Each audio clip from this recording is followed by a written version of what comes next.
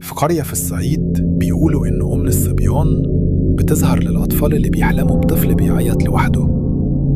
يوسف كان نايم وصحي على صوت عياط، بس مش من بره، من جوه الحلم. شاف طفل قاعد في الأرض بيبصله وبيعيط بصوت هادي.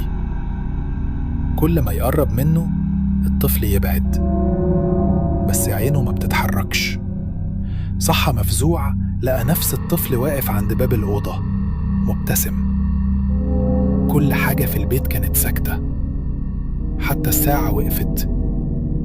الكاميرا سجلت لحظة دخول الطفل، بس وشه مش باين، كأنه ضباب. يوسف اختفى، بس في الحلم اللي بعده الطفل كان بيعيط تاني، بس المرة دي كان لابس تيشيرت يوسف. آخر لقطة كانت صوت بيقول: اللي بيبص في عين أم الصبيان بيبقى واحد من ولادها.